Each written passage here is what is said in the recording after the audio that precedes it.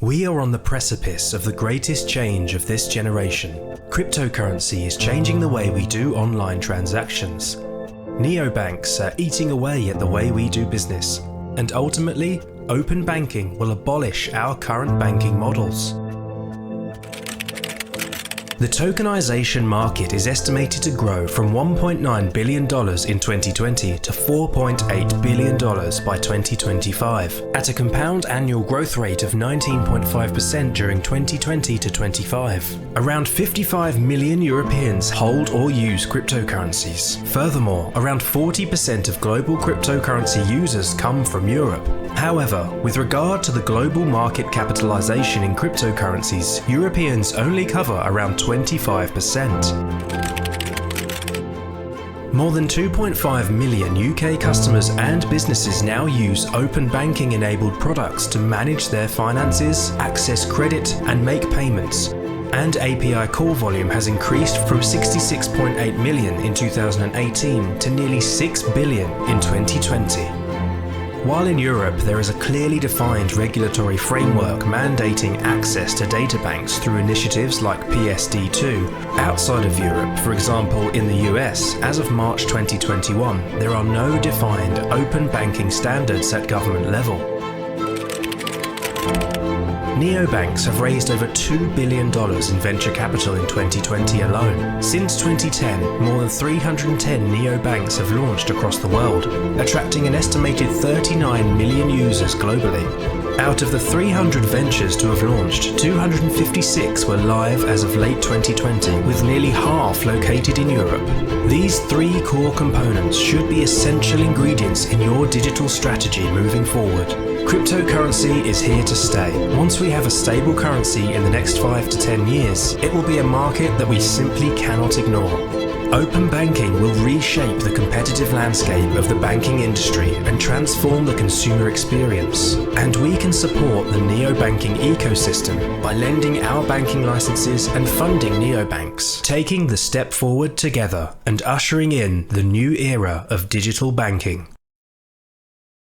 Well, I dare say you haven't had much practice, said the Queen. When I was your age, I always did it for half an hour a day. Sometimes I believed as many as 6 impossible things before breakfast. But what about you? Did you believe 6 impossible things before breakfast? Or did you skip breakfast this morning like me?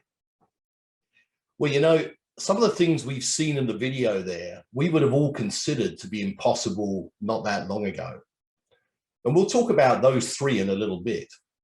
But there's one which is exploding right now, an impossible thing that simply couldn't get done for so many years until this pandemic.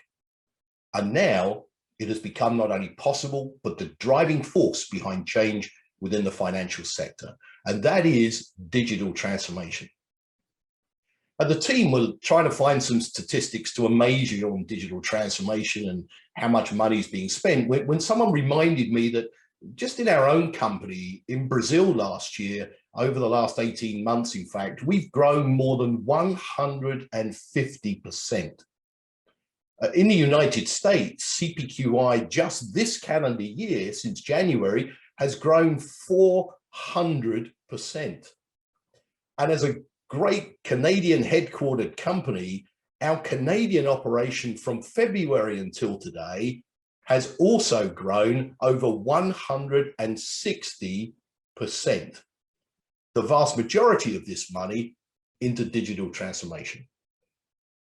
But here's the problem. If I ask 20 people, what is digital transformation? I get 50 different answers.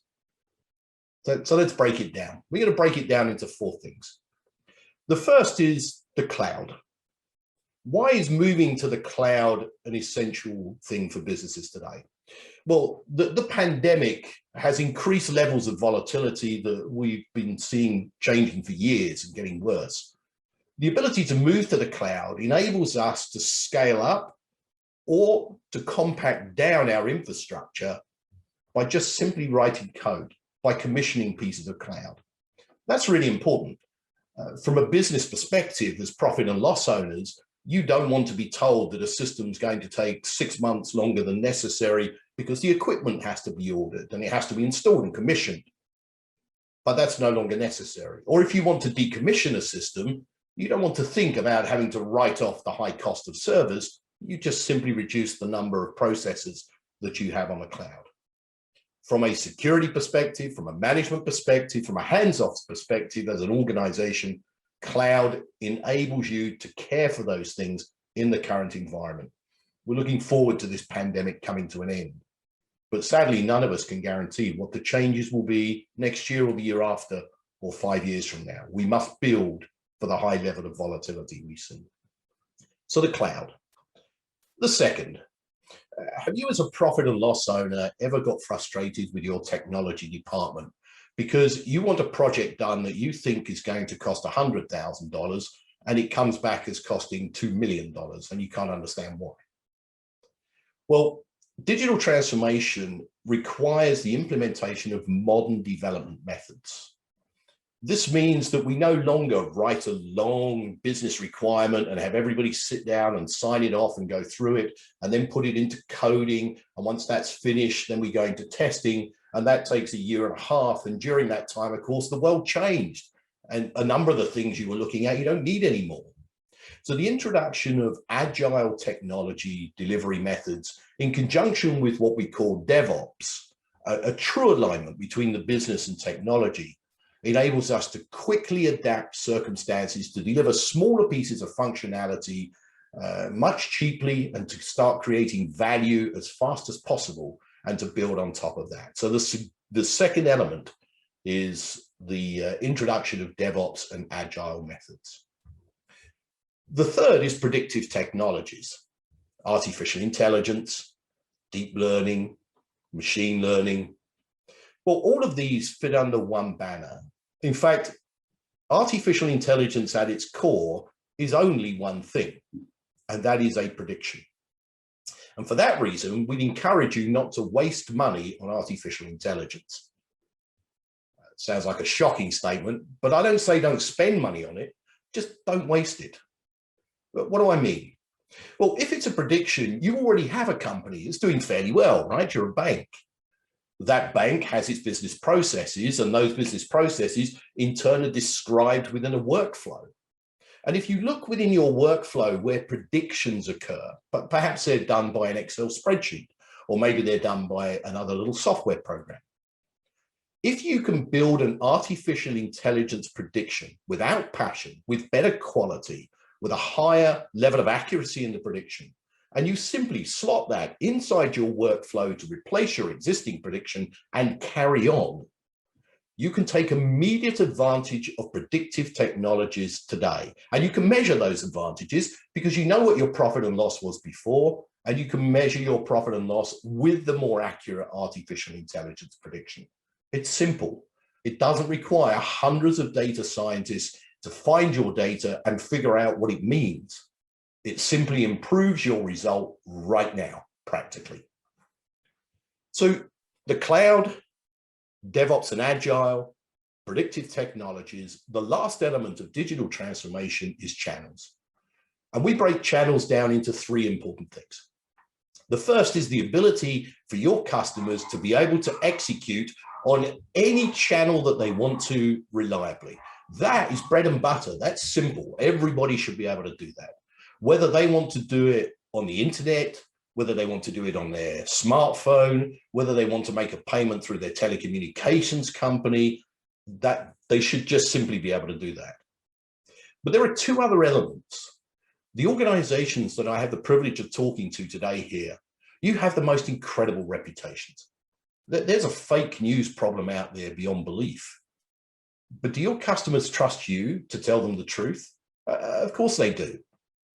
By providing a reliable channel for important information related to your relationship with your customer base, you can help overcome that issue.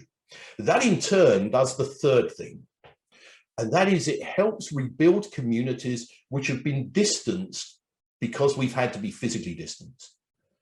Rebuilding communities electronically, it's not easy. but it's essential. We all have communities. We may have a religious one, or a sport one, or a mums and dads one. And we have a financial one too, which might include Uncle Tom and his opinion, but it also includes our trusted advisors in the bank. So using special techniques to be able to build out your channel strategy, to rebuild that community spirit with your customers, is very important in digital transformation. And in fact, is often the most visible part of it. So yeah, digital transformation, something that seemed to be impossible for years. No one wanted cloud. But suddenly, after breakfast, you know, it's no longer impossible. But we mentioned 3 others in the video. Cryptocurrency is impossible to take seriously, right? Every time Elon Musk publishes something on Twitter, the thing goes up or down. It's like a slide. It's incredible. You can't take that seriously. Well, you had your breakfast? Because in May this year, the US government, as the 3rd major government, but perhaps the most serious contender, published that they are going to create their own digital currency alongside the dollar, stabilized and pegged to the dollar. Now that's serious. They've employed some of the world's leading technicians to be able to design how this system will work, and they're going to pilot it this year. So we can no longer ignore cryptocurrency of some type. It's coming. And from our experience, the kids want it. Those that are 16 to 25, they all want to have some element of crypto as part of their strategy. But you know, cryptocurrency and blockchain in its current form, it's only version 1.0. Version 2.0 is already here, and it's called tokenization. Do you know what tokenization is?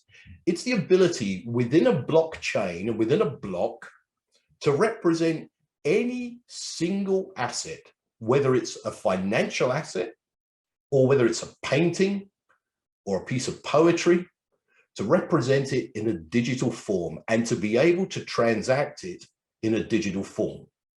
Crazy? Impossible? Millions of dollars have already been transacted on tokens relating to pieces of art. Not only is it coming, but the prediction is that the transactions will be a multi-billion-dollar market next year already. So what is your strategy for crypto and tokenization? Here's another impossible thing that requires us to have breakfast. Fintechs, they can't challenge banks really. They can do some stuff, but they can't really. You know why? They need a banking license. And we all know that getting a banking license is all but impossible. Well, not true. This is now possible. Not to get a banking license, I'll give you that. But we have neobanks. A neobank, it's not a bank at all. It's a fintech organization. And it makes an arrangement with an existing bank to use their banking license. Why would a bank do that? Because the technology is so cool. The attraction to a younger market, the 18 to 30-year-olds who want new things like, I want to split my bill in a restaurant at the touch of a button. I want a credit card that looks really cool where I can only see the number under an ultraviolet light. I don't want heavy processes. I really don't want to know whether my bank's been around for 100 years and is stable, because I'm young and I'm not 100 years old. So I want something that looks exciting. So are they really serious? Well, in Europe, they certainly are. But within the Americas, there's one. You may have heard of Nubank. It's a Brazilian bank. It's not a bank at all. It's a neobank.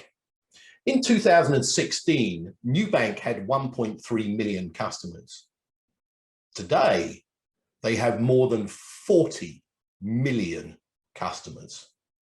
In fact, recently, Berkshire Hathaway bought $500 million of shares as an engagement with them.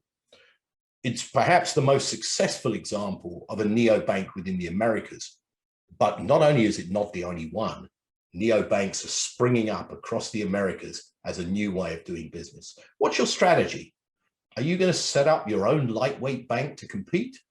Or maybe lend your banking license to neobanks within the region so that you get a piece of the pie?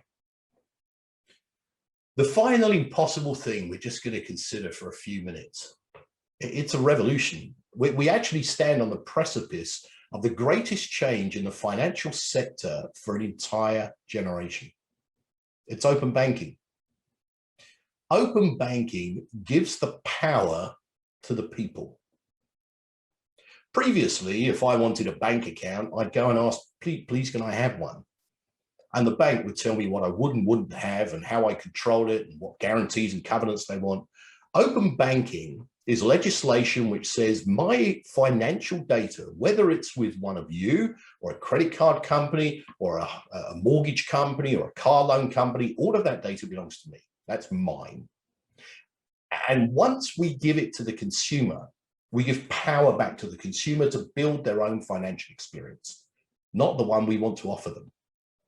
In Europe, there was a massive transaction, a multi-billion-dollar transaction, a purchase of a technology company that did very little but create a single interface that a customer could use to be able to see all their financial data from the different financial institutions.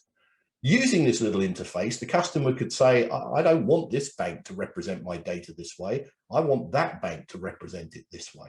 They built their own experience. Is this serious in the Americas? Well, Trinidad and Tobago is gifted in your physical location. Beautiful location with nice sunshine right in the middle of the North and South divide. North America is still struggling to define open banking legislation because it understands the huge impact that this can have on the major banks in the region, but not true in Latin America. In fact, Mexico is the most advanced open banking legislation environment. Chile has substantial legislation. And Brazil this year has given 3 specific deadlines to the banks in which they must make this data available. End of story. Sooner or later, the pressure from the populace will ensure that governments provide this legislation in North America. It is a substantial change, a change that not only puts power in the hands of our customers, but it also drives the neobank environment. What is your strategy for this? Have you been practicing? Can you believe 6 impossible things before or after breakfast? It's a pleasure to talk to you today about these. They're coming. These impossible things are either here or they will be here within the next 2 to 3 years. We hope you've enjoyed the presentation. That's the world we're about to inherit.